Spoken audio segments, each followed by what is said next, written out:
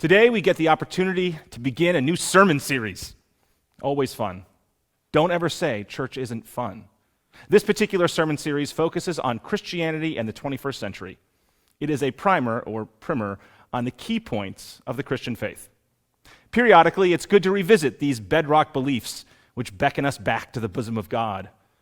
We begin, as we should, with a look at ourselves. Christianity has a distinct way of viewing human nature.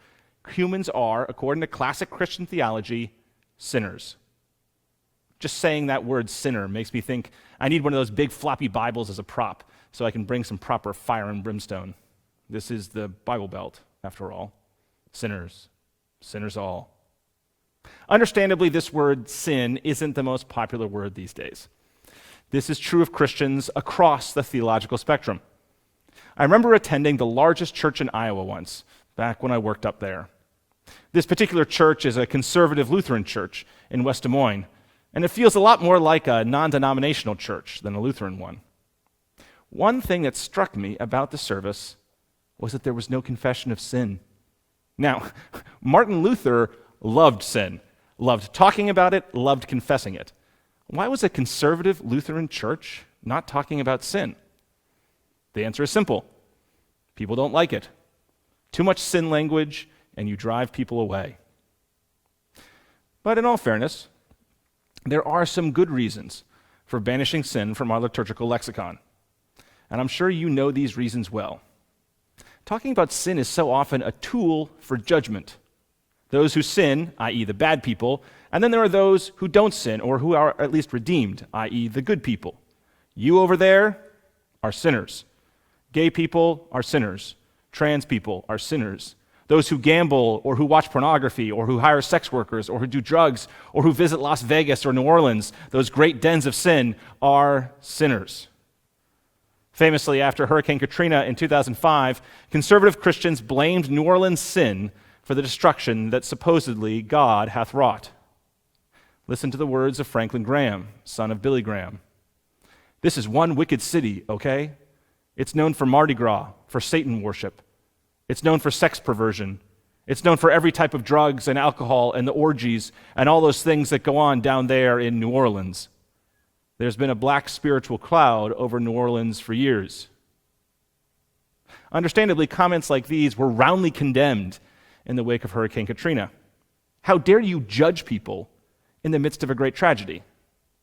Well, they do it because of that word, sin. In addition to being a cause for judging others, sin can lead to extreme and overwhelming guilt. One of the seminarians I worked with at Memorial Church made a side project of researching faith formation in conservative Christian groups. It turns out that as a parent, you can buy shoes for your daughter that have written over the top of them sin on the left foot and ner on the right, so that when your daughter puts her feet together, she is reminded that she is a sinner. I'm not making this up. And if you really want to get into sin and the feelings of soul-destroying guilt that it can create, you should read early 19th century conversion narratives. And I'm sure this is a common pastime for you. And if you do get the chance to do this, you'll find descriptions of overwhelming guilt and perceived sinfulness that are so intense that they literally lead to a point of mental breakdown. Reading these accounts can make you shudder. Perhaps what angers me the most about sin is how certain churches use sin as a means of control. This was one charge leveled against the old Roman Catholic Church. They would build up guilt and sin, and then say the only means of relieving that guilt and sin was through the church. In the pre-Vatican II world, Catholics were expected to go to confession every week before their weekly communion. Every week, you had to list out, one by one, all your sins. And if you had trouble coming up with them, the priest was there to help prod your soul searching. At its worst, this could create a cycle where someone was perpetually obsessed with whether or not every action or thought was sinful. When I lived in Iowa, I thought the large Southern Baptist church in town did much the same thing with its large college ministry. They drilled into the minds of their students that sex outside of marriage and even masturbation was sinful. As most 18 to 22-year-old college students think about sex a lot, this put immense pressure on these churchgoers to get married as early as possible to rid themselves of their guilt. God was perpetually on their minds. not as a way to lead to more love or compassion, but as the eternal judge. So yeah, those are just a few of the reasons why sin language is problematic for Christians. It can lead to judgment of others, guilt, self-loathing, and control, none of which are Christian values. So the obvious response is to ditch the language of sin altogether. Toss it out. Who needs it? Let's focus instead on God's loving and life-giving presence in our lives. I have to admit, there is a lot to be said for that. And yet, do we live in a sin-free world? When I look around the world and in our own nation, I see suffering, real suffering. I see examples of injustice, and yes, even examples of evil. What are we to do about that? How do we make sense of it? Let's take greed, avarice. There are people out there who are actively trying to con elderly people out of their life savings. I'm sure you've seen it. It comes in the form of those fake emails that purport to be someone in dire need of help if you only wire a certain amount of money. There are the emails from people who claim they will give you money if only you hand over your login information or other sensitive information that then they can use to steal money from you. There are contractors who intentionally do shoddy work because they know they can get away with it. In the lead up to the 2008 financial crisis, there were people all over the country who knowingly sold mortgages to people whom they knew could not repay the loans. They knew these people would lose their houses, among other things, and they sold them those mortgages anyway because it wasn't their responsibility, or so they claimed. In 1998, there were financiers who crashed the Thai baht, the Thai currency, which led to widespread economic calamity and suffering in Southeast Asia, all to make a buck. Before Enron collapsed in 2001, Enron energy traders ordered Enron-controlled power plants in California intentionally to shut down, to drive up the price of energy up in that state, and then they traded on that knowledge to send the price of electricity even higher there. These traders made a lot of money and bankrupted people all over California in the process. There are bad actors out there who intentionally create suffering on a small scale and large scale out of greed. What do we do about this? What do we call it? In the late 19th century, liberal Christians increasingly called for the elimination of sin from Christian theology. Sin was bad. Then World War I happened. In that war, over 15 million people died, and for what? These were the most advanced countries in the world, the most highly educated.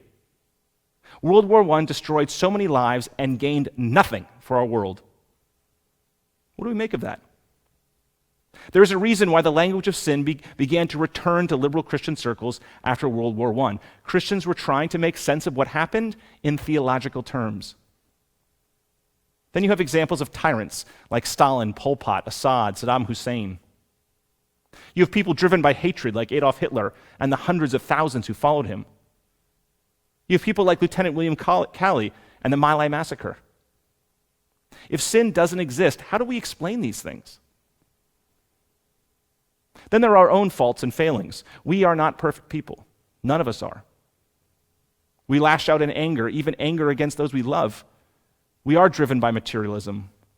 Lust can cause harm to people. We do not always listen to the better angels of our nature. Why? How do we make sense of this theologically? There is a real danger when we strip the language of sin from our vocabulary. Not only does it fail to explain the world around us, but it can lead us to be blind to our own faults and narrow way of seeing things. In a world without sin, we are always right. We're never in the wrong. Think of the damage and harm that can cause to ourselves and others. The fact is that we need the language of sin. It's important, even crucial. The question is not whether sin exists. It's how do we talk about it in ways that make sense. Theology, good theology, matters. We have to talk about these things in order to be true to ourselves and our world. So how do we do it? What do we say? At its core, this is a question of human nature. What does it mean to be human? In theological terms, this is known as theological anthropology. The first thing we need to do is to borrow an insight from the Apostle Paul. Paul gets a bad rap oftentimes, particularly in more liberal, progressive circles, and for good reason. Paul was a human being like all of us. He was not perfect and was very much a creature of his time. And yet, Paul does offer us some penetrating insights that can help us in our theological task. When Paul talks about sin, particularly in his letter to the Romans, Paul doesn't dwell on our sins. In other words, Paul doesn't spend time making lists of do's and don'ts. There's not some eternal guidebook that tells us what is right and wrong in all cases and instances. What Paul talks about is sin in the singular. Sin is a force. Sin is the source of that which leads us astray and away from God. That is what our focus must be, in determining what is that force or forces that cause harm and suffering. Contemporary theologians have thought deeply about these issues and have much to say that we can learn from. The goal of the Christian life is shalom, wholeness, peace. We desire connection with God and with others. Probably the best known 20th century framework for sin is Paul Tillich's notion of sin as separation, the loss of connection. Sin is that which separates us from those around us. And we see this all over society today. Whenever we don't see other people as people, but as categories that limit and confine them, we are subject to sin. That person is a Republican or a Democrat. That can be a descriptive term to indicate how someone tends to vote in elections, but it can also be a term that limits and defines the other person in pejorative ways. The same thing holds true with race, gender, geography, socioeconomic status, among other things. These terms can be descriptive labels, but they can also be terms that prevent us from seeing the other person as a person. They can objectify others and create walls between people. That process of creating an other is the first step towards judgment, ill will, and even hatred. It all comes back to separation. It is sin. We can also be separated from people in our lives. We've all had this experience. Someone does something that harms you or offends you.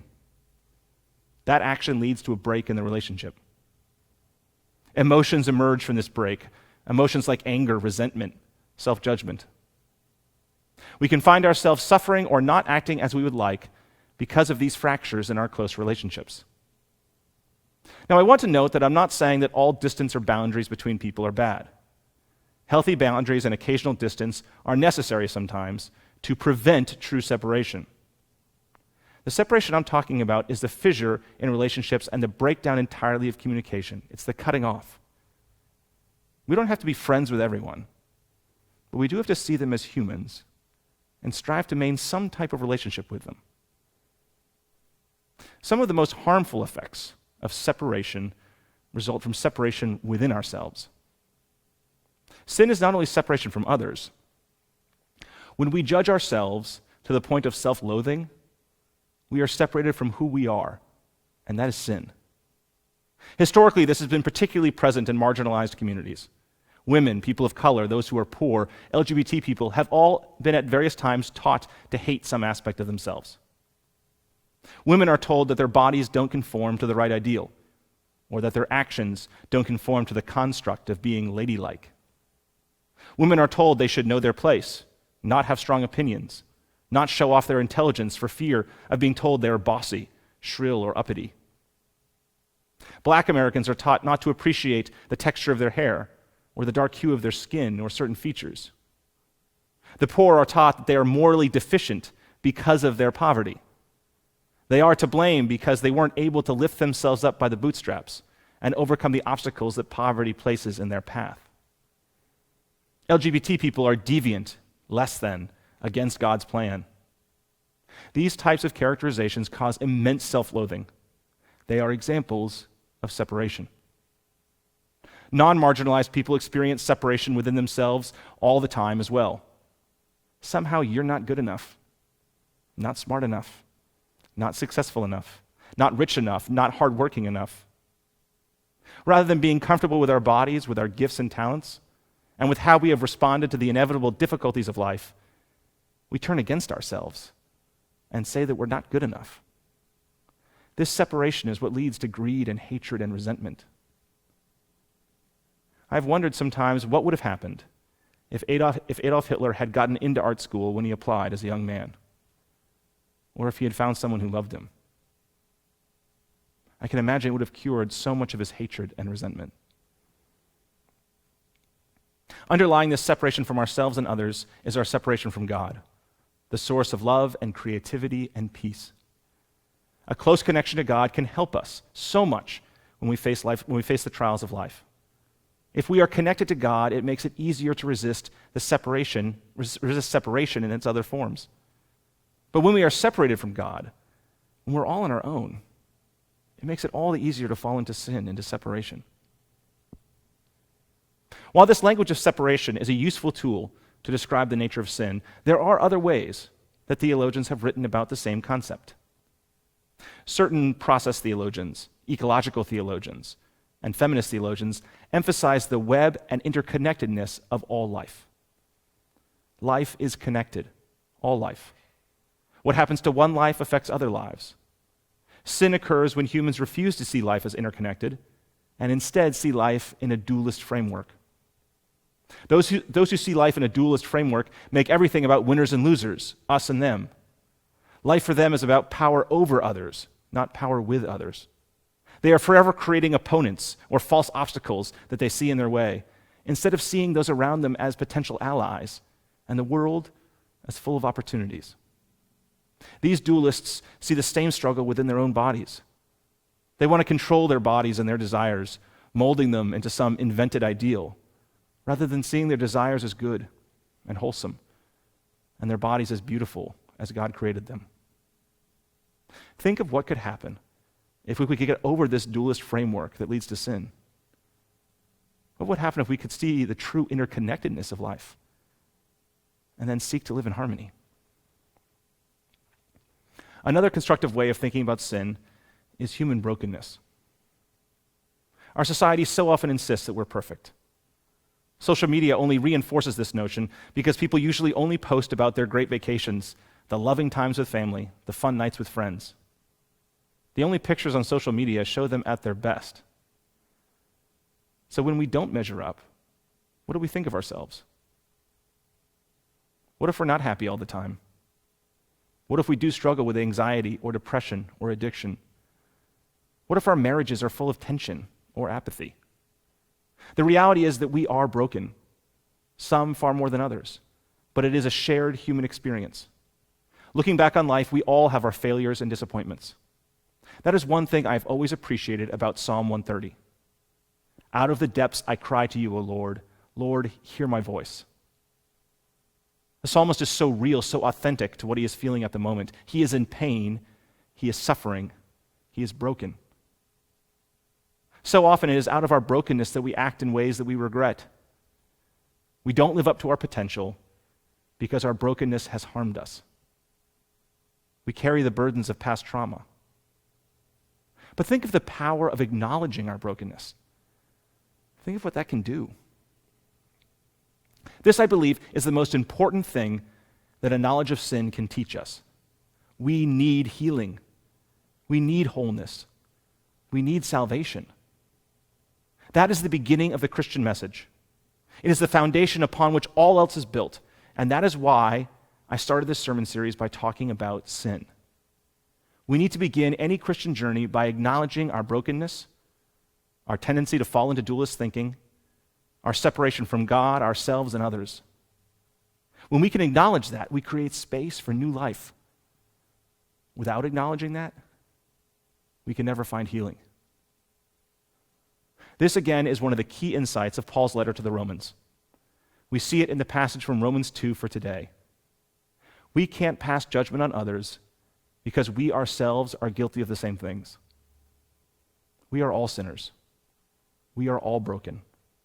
We are all separated. We're not perfect. We do fall short. We are in need of grace and healing. But even in the midst of that, there is hope. That's another reason why I like Psalm 130. Fundamentally, it is a hopeful psalm. I wait for the Lord. My soul waits. And in God's word, I hope. My soul waits for the Lord more than those who watch for the morning. More than those who watch for the morning. The remainder of this sermon series will be exploring how we find salvation, healing, wholeness in life. So I encourage you to return next week, eager to discover what's next. Open yourself up and wait for the Lord more than those who watch for the morning.